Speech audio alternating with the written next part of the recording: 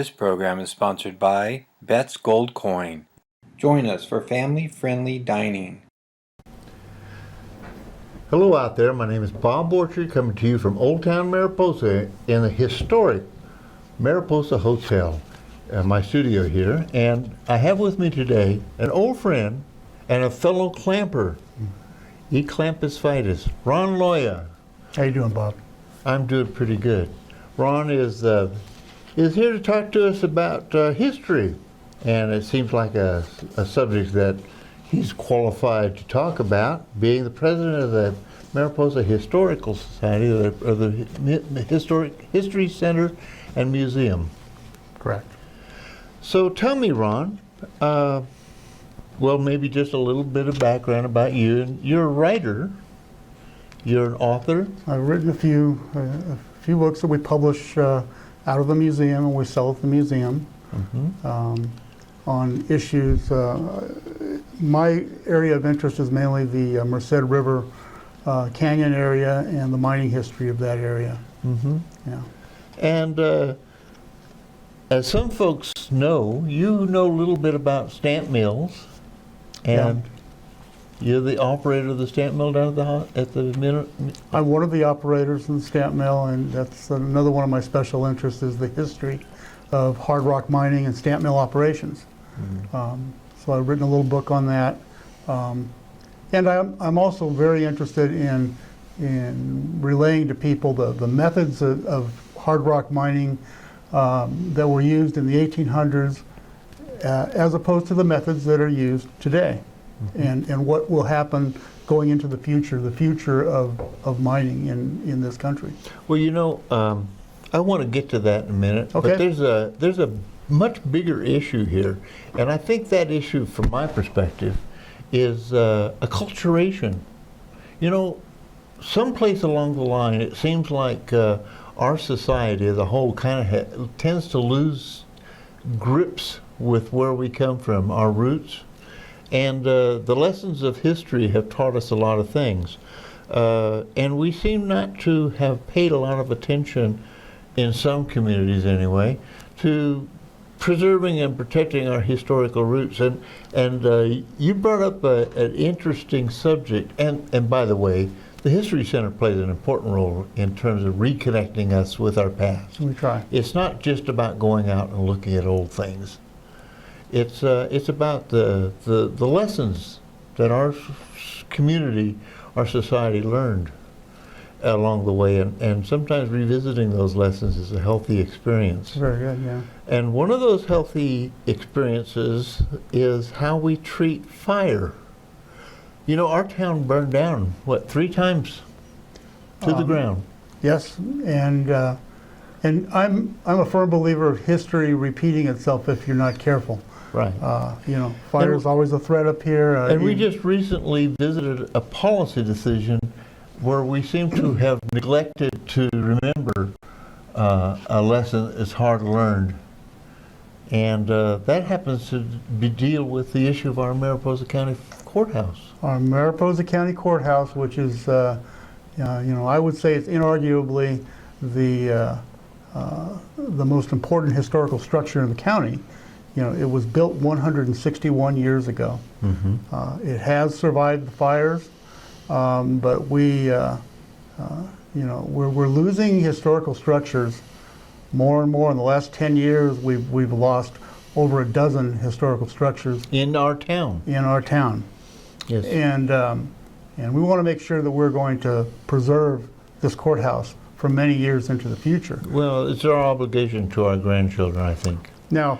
Back in 2011, the Historic Sites Commission, the Historic Sites and Records Preservation Commission, was brought. They were made aware that the courthouse roof needed re-roofing. It was starting to deteriorate, mm-hmm. And in 2011, the commission had recommended having it re-roofed with something other than natural shake, mm-hmm. natural cedar shake. You know, you remember shake put on roofs? You know, I got to tell you something, a little secret. I used to be involved with planning around here, mm-hmm. and this has been 20 years ago, I introduced and led the county into adopting a policy prohibiting the using shake shingles on structures because of the fire hazard they represented. I remember catching a lot of flack from the building industry. There were fireproof shingles and we'd allow that.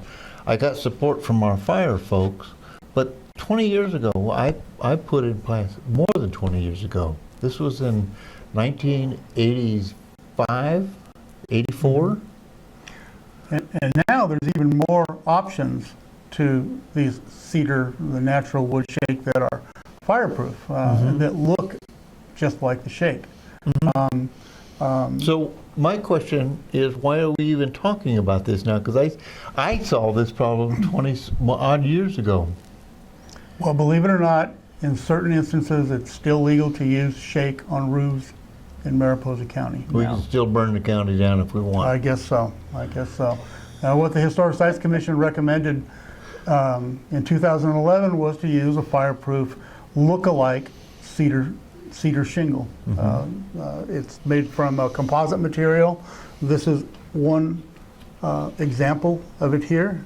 From a distance, they look identical to cedar shingles. You can have them made in any color, any shade. You can make them look like new shingles, weathered shingles. They can be varied in width so that they look like a natural cedar shingle. So fast forward to the 3rd of November, and the issue came up before the Board of Supervisors on which way we should go as far as the... We're trying to re-roof the courthouse. Re-roof the courthouse, yeah. The Historic Sites Commission had recommended, again, going with a fireproof material rather than cedar shingles. And there was a lively discussion on it, which is the audio portion of that is actually on the county website for November 3rd Board of Supervisors meeting. I recommend that your watchers here actually go onto that website and watch and listen to that audio. But the decision was made to go with natural cedar shingles. And the decision was made despite what was the Historical Sites Commission's recommendation conveyed to the board? Yes, it was. And how was that worded? It was worded, although we recommended the use of composite materials, the way the recommendation was worded is that the commission would not be opposed to something other than wood shingles. So I don't know. So that isn't exactly what you said. Not exactly. So there was a breakdown in communication between what the commission said and what was said to the board, or how it was presented to the board? Did you present that to the board? No, I didn't. No, I didn't. So what we're going to do is put the courthouse at risk. Yeah. After we spent many years of... Well, one of the issues that came up that would potentially mitigate the use of wooden shingles was that there is in existence a fire sprinkler system on the roof of the courthouse. I don't know if you knew that. It's been there for many, many years. Okay. And I asked about the use of that. Does it work? Well, the answer that I got was that it hadn't been used in many years. It hadn't been tested. There wasn't even, they didn't know even for sure how to turn it on. And when I asked why, they said they were afraid that the system might leak. And so, fast forward, if we were going to put cedar shingles on this roof, they do have a fireproof coating on them. Fireproof coating is good for 10 years. Well, what about in year 11? What's going to happen after that when it's just a cedar shingle? Even if we were to put a new fireproof system on the roof, what's to say that the lack of maintenance going forward might not happen again? Okay. Well, this is, again, part of one of the reasons I wanted to talk to you today. You know, sometimes we don't pay much attention to the lessons that history has taught us, and we have had several significant fires here. There's a lot of things in Mariposa that aren't here anymore, and we've had a recent experience with that with the pizza factory, Right. and we should have learned from that. But there's other issues, and I'm getting the heads up that we're supposed to be wrapping this Okay. up. But you know, we have other issues in front of us. Can we talk a minute about mining? We sure can, and that can, this issue of forgetting the past segues well into the mining issue. The mining methods of the 1800s are nothing like the mining methods that we have in most of the world today. However, here in Mariposa County, we're still, a lot of the small miners still are looking for pieces of quartz under the ground, you know, specifically looking for areas that they can mine. Other areas of the world, they can mine vast areas looking for tiny quantities of gold. Granted, mercury and cyanide and a lot of these other chemicals that they used, they were not good for the environment. And a lot of people think that these things are still used today. Cyanide is used in some of the instances, but there's a movement called the green mining movement that people should know about, where cornstarch-based substances and other innocuous materials are being used to mill gold, to separate the gold from the substrate. And this is the future of mining the worldwide. Mm-hmm. And a lot of people need to know that mining is going forward, and it's going forward in a green-friendly way. We're dealing with a mining issue. You're aware of that? Oh, yes. I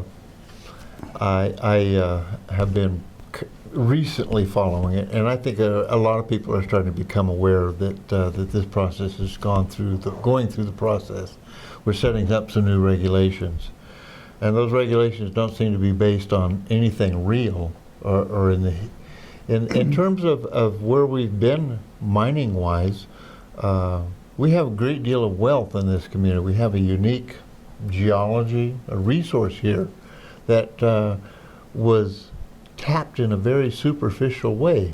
I've been told that we have more gold in the ground in Mariposa County than was ever mined out. Ever taken out. And I've heard that from real geologists, not just people who shade tree miners or something like that. These are people who are trained geologists who have told me this story.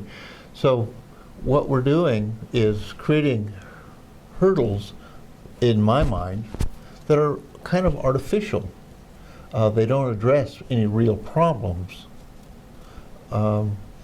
We have modern mining techniques that can solve most of our problems if people are interested in solving them. And I try to incorporate that into the education program that we have down at the museum. Many people will come in and they'll ask about the use of mercury. They'll ask about the mining techniques of the 1800s. And part of our mission is to teach people about the history of mining and the future of mining. Maybe it would be important for people in Mariposa maybe to spend a little time with their history center and learn a little bit about where we've been. I have a concept of history. I don't remember exactly where I picked it up, but we really can't tell where we're going unless we understand where we've been. And that's why we study history. And what we have down at that history center and at the Mining and Mineral Museum down at the fairgrounds, we have the resources to educate people, but it's kind of a horse and water issue. And unless people go to the trough, they're not going to be able to drink of that knowledge. Yeah. Well, education is everything, and you need to look at the big picture of mining issues and preservation issues. This is the kind of thing this is the story of our county. We started with gold mining, and we want to be able to tell the story We want to be able to tell the story in preserving our buildings. We want to be able to tell the story in coming to grips with the practices of the past. But we want to let people know that the practice of gold mining can go into the future. I'm going to have to wrap it up. Okay. This is a big story, and we could talk about it for a while, and we have talked over the years. But I want to ask you a quick question. Mm-hmm. Have you ever heard of the 2015 Minerals and Mining Reform Act to restore rights of miners? I've heard of it. I don't know much about it other than it's a bill that they're formulating right now. Mm-hmm. And that's about it. It's something regarding the small-scale mining and the rights of miners, but I'm not really. The note that I got Mm-hmm. is that this would remove the jurisdiction of mining issues from county, state agencies. That would basically make it preempt state mining laws so that local governments can't do things like what they're proposing to do now. Mm-hmm. Restrict the rights of miners. And we're talking about limiting the ability to extract resources in a commercial and really serious economic way. Yeah. Well, we'll have to see how that washes out. Looks like 2016 is going to be an interesting year. Yeah, I think so. Well, Ron, we do have to go, and I really appreciate you taking a little time with me today. Thanks for having me, Bob. And we're probably going to be talking more about this in the future. And for you folks out there, thank you for joining us. Again, this is the Old Town Mariposa Show, and we'll be talking to you more about our history, our culture, and Old Town Mariposa. See you again soon.